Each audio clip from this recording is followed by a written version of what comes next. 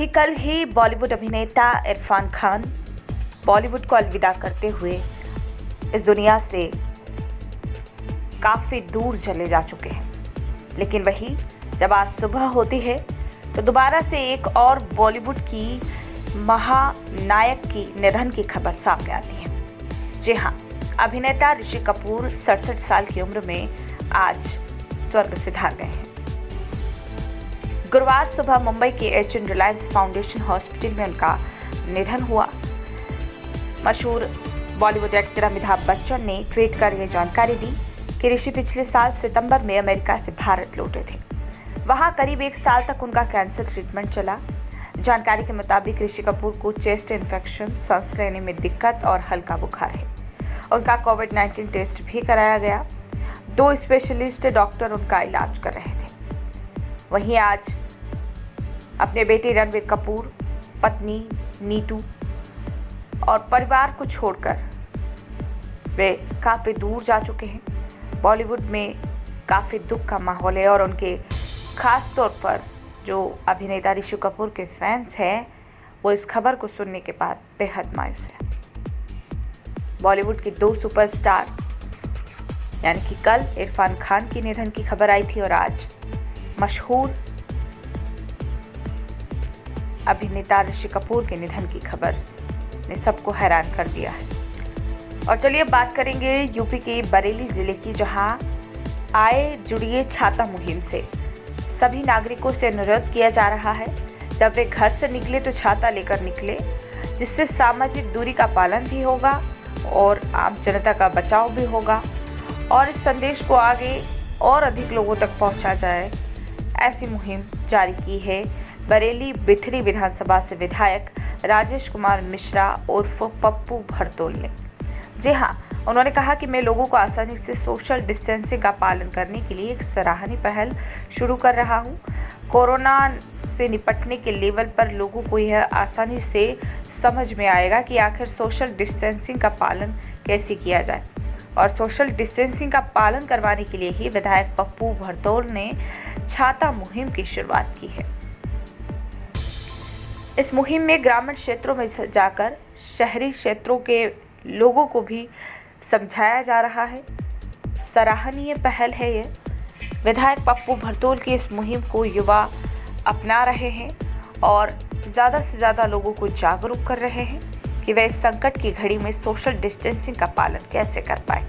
देखिए संवाददाता दीपक कुमार की रिपोर्ट। और वहीं उत्तर प्रदेश के रायबरेली जिले में जिला अस्पताल में सफाई कर्मी और चौकी इंचार्ज दिलीप राय पर मृतका के परिजनों ने 800 रुपये वसूली का आरोप लगाया है। बताते चले कि रायबरेली की जिला कारागार में 58 वर्षीय एनडीपीएस के आरोप में विचाराधीन जेल बंद महिला रामश्री की अचानक तबीयत बिगड़ने से उसे जिला अस्पताल में भर्ती कराया गया, जहां उसकी मौत हो गई। मौके पर पहुंचे परिजनों ने आरोप लगाया कि उनसे मोर्चरी में शव को सील करने के नाम पर सफाई कर्मचारी द्वारा 200 रुपये और पंचनामा के नाम पर चौकी इंचार्ज दिलीप कुमार राय द्वारा 600 रुपये की अवैध वसूली की गई है। जिला चिकित्सालय में अवैध वसूली और तीमरदारों से इस तरह के कई मामले उजागर हो चुके हैं। देखने वाली बात यह होगी कि पुलिस प्रशासन और स्वास्थ्य विभाग इन बेलगाम भ्रष्टाचारियों पर क्या कार्यवाही करेगा। संवाददाता महताब खान की रिपोर्ट, रायबरेली, उत्तर प्रदेश। दरोगा साहब के सामने दीजिएगा तब वहाँ बनाइएगा। नहीं दीजिए, पैसा दीजिए। रुकिए भाई, दरोगा साहब के सामने दीजिएगा तब बनाना। हाँ तो ठीक, पैसा किस चीज़ के ले रहे थे?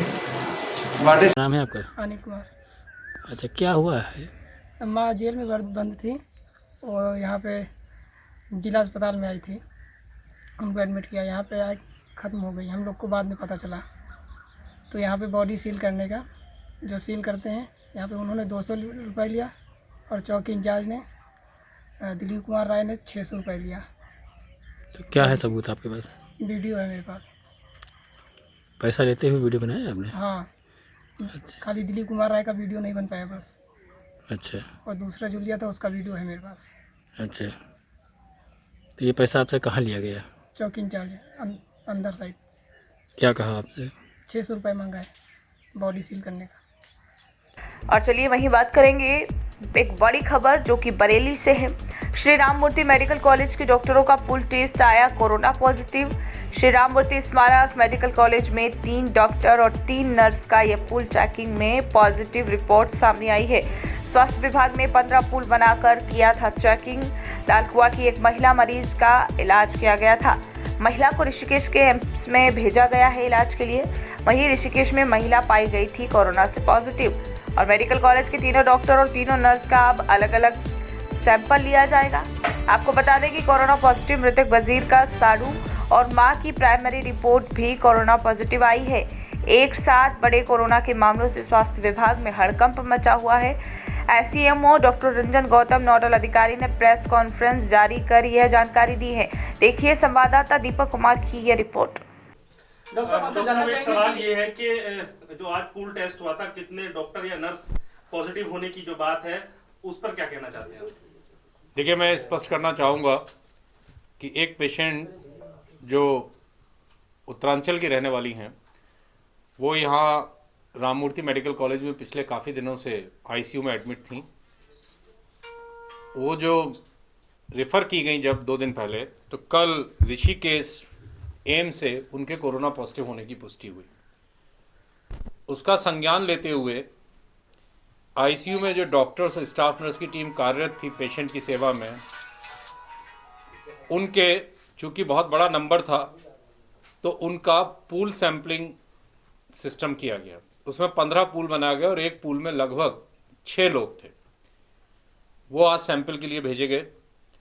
उन 15 पूलों में से एक पूल पॉजिटिव आया है। मैं यहाँ रिपीट करूँगा, एक पूल पॉजिटिव आया है। एक पूल का मतलब ये है कि उसमें 3 लोग डॉक्टर, 3 स्टाफ नर्स थे। अब उनकी इंडिविजुअल जांच होगी। आज रात में सैंपल कलेक्ट किए जाएंगे सबके और वो सुबह जांच के लिए जाएंगे। उसमें एक भी पॉजिटिव हो सकता है, 2 भी पॉजिटिव हो सकते हैं, 3 भी पॉजिटिव हो सकते हैं। तो ये 6 पॉजिटिव नहीं है, एक पूल पॉजिटिव है। ये वो पूल है जो उस पेशेंट को जो यहाँ से ऋषिकेश एम्स में संदर्भित की गई, उनके ट्रीटमेंट में था। किस इलाज के लिए यहाँ पर लेके आई गई थी वो महिला? क्या उनको बीमारी थी? दूसरा, जो वजीर अहमद जिनकी डेथ हुई है, क्या उनसे रिलेटेड भी कोई पेशेंट पॉजिटिव आया? देखिए, ये पेशेंट आई थी, पोस्ट ऑपरेटिव थी, जो यहाँ लाई गई थी, तो इनका उससे रिलेटेड आईसीयू में ट्रीटमेंट चल रहा था। लेकिन बाद में जब ये ऋषिकेश एम्स में रेफ़र की गई, वहाँ एक सस्पिशन हुआ इनकी रेस्पिरेटरी ट्रबल को देखते हुए, तो पूल टेस्टिंग की हम लोगों के दिमाग में आई कि एहतियातन अपने डॉक्टर्स को, to be on the safer side, we should go for some pool testing, and that's why we made 15 pools of 6 each and 1 pool has come. As far as the other question you asked, वजीर Ahmad patient जो आज morning में जिसकी death हुई है 3:42 में, उनके कुछ क्लोज रिलेटिव के ब्रदर और मदर, वो उनका सैंपल लिया गया था। वो सैंपल आज प्राइमरीली, मैं यहाँ रिपीट कर रहा हूँ, प्रारंभिक जांच में वो पॉजिटिव है, लेकिन इसका मतलब ये नहीं कि वो कंफर्म हो गया। उसकी कंफर्मेटरी रिपोर्ट कल आएगी। आप लोगों को मैं ये इसलिए बताना चाह रहा हूँ जिससे कि कोई संशय की स्थिति ना रहे, क्योंकि वो जो आदमी है वो एक हॉस्पिटल में रिसेप्शन का काम करता है, रिसेप्शनिस्ट का काम करता है। उसके संपर्क में बहुत से लोग आते हैं, तो एहतियातन वो तो क्वारंटीन्ड है, हम उनके और फैमिली मेम्बर्स को कॉन्टैक्ट को ट्रेस कर लें। वो आदमी जिसके संपर्क में आया उनको, अगर हम इसको अभी से कंफर्म बोल देंगे, क्योंकि कंफर्म हुआ नहीं है, तो लोगों में एक अननेसेसरी खौफ की स्थिति पैदा होती है। सर, इस बीच अहम चीज ये भी है कि जो जिस शख्स की आज मौत हुई है, कोरोना पॉजिटिव मरीज था, उसके परिवारीजनों का आरोप है कि जहर देकर मार दिया गया। इस तरह के वो आरोप स्वास्थ्य विभाग पर लगा है, क्या कहें? देखिए, ये तो बिल्कुल ही बेसलेस बात है और बड़ी हास्यप्रद बात लग रही है। आज तक कभी ऐसा हुआ नहीं है। कोई डिजीज़ कास्ट, क्रीड, रिलीजन को देख के नहीं होती है। वो ट्रिपल एंटीजन में पॉजिटिव था, स्ट्रांगली पॉजिटिव था, और ये आरोप लगाना ये सिर्फ एक सिंपैथी गेन करने का माध्यम हो सकता है, अटेंशन गेन करने का माध्यम हो सकता है, या इसके पीछे और कोई हिडन एजेंडा हो सकता है, और इसके अतिरिक्त इसमें और कोई सच्चाई नहीं। परिवार का ये भी कहना है कि चूंकि पोस्टमार्टम नहीं कराई गई, तो जो तमाम चीजें थी इस मौत के पीछे की, वो वजहें नहीं आ पाई। ऐसा देखिए, इसमें आप लोग भी स्वयं बुद्धिजीवी हैं और समाज के बहुत अग्रज प्रहरी हैं। पोस्टमार्टम का कोई इंडिकेशन नहीं है, क्योंकि ये एक सिस्टमिक डिजीज़ थी। पेशेंट स्वयं आया था और रेस्पिरेटरी डिस्ट्रेस को लेके और अनकंट्रोल डायबिटीज़ को लेके हमारे पास आया।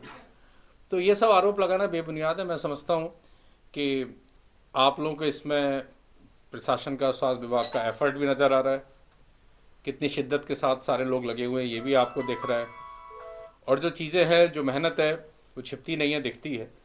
आरोप कोई भी कुछ लगाए, 6 पेशेंट पहले भी तो यहाँ से निगेटिव होके गए। सर तो एक चीज ये भी जानना चाहेंगे कि आमला थाना इलाके में कल एक मरीज सामने आया था, पॉजिटिव मरीज, उसकी क्या स्थिति है, जरा उसके बारे में बता दें। वो पेशेंट बिल्कुल स्टेबल है, एसिम्प्टोमेटिक था, उसको L1 कोविड में शिफ्ट करा दिया गया। उसके साथ एक और जो लड़का आया था वो निगेटिव है, तो नथिंग टू वरी। अच्छा सर, एक सूचना ये मिल रही थी कि महिला जब सुपुर्द खाक उनको किया जा रहा था, जो कोरोना पॉजिटिव पेशेंट थे, तो और चलिए अब आपको बताते हैं एक छोटी सी बच्चे का मैसेज जो कोरोना वायरस को लेकर सरकार और प्रशासन के द्वारा जारी निर्देशों के पालन करने के लिए आम जनमानस को सोशल मीडिया के जरिए यह संदेश देना चाहती है कि लोग ज़्यादा से ज़्यादा अपने घरों में मौजूद रहें और घर से बाहर ना निकले। जी हाँ, ये है पलक, राजस्थान के झालावाड़ जिले से। देखिए। My name is Palak Suman, I live in Jhalawar.